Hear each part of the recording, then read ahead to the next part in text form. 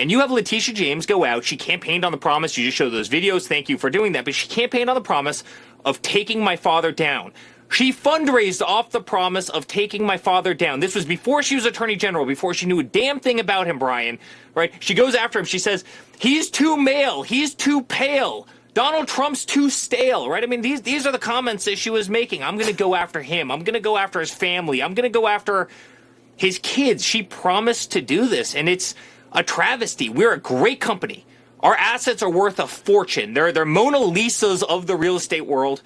You have a court that values Mar-a-Lago at $18 million. Give me a break. I mean, they're literally the laughingstock of the real estate community and, frankly, all of Florida, because people know what Palm Beach real estate values are. But this is a way of taking out my father. This is a way of taking out our family, and it's disgusting, Brian. I mean, it's a real travesty. So this week, you go on the offense with your defense. What can we expect? I know you don't want to give away the game plan, but a lot of people, you know, we can't get cameras in there, but we have reporters in there. What's your pushback? Yeah. Well, Brian, as you know, we've all been gagged. It's very hard for me to kind of talk about what our pushback is. There's a lot of tremendously unethical things that have happened, and you'll certainly be hearing about a lot of those from the lawyers. I mean, it's some of the ethical issues in this trial have been just, frankly, gross. I would expect a lot more out of that courthouse. I'd expect a lot more out of the Attorney General's office. I'd expect a lot more out of the United States of America.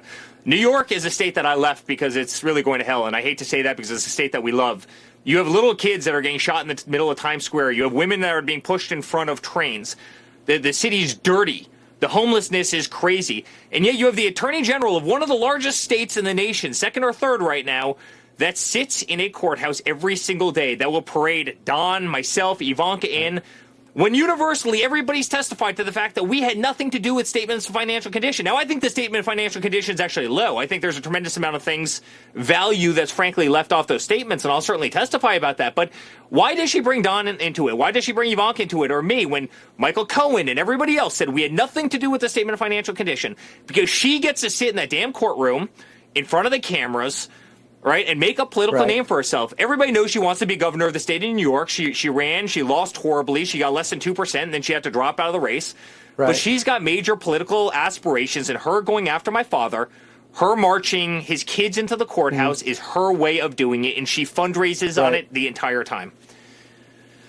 Eric, I remember talking to you in 2015 as your president. Your dad got the nomination in the presidency. In 2020, you had the job, pandemic, it was crazy. This is your third presidential campaign.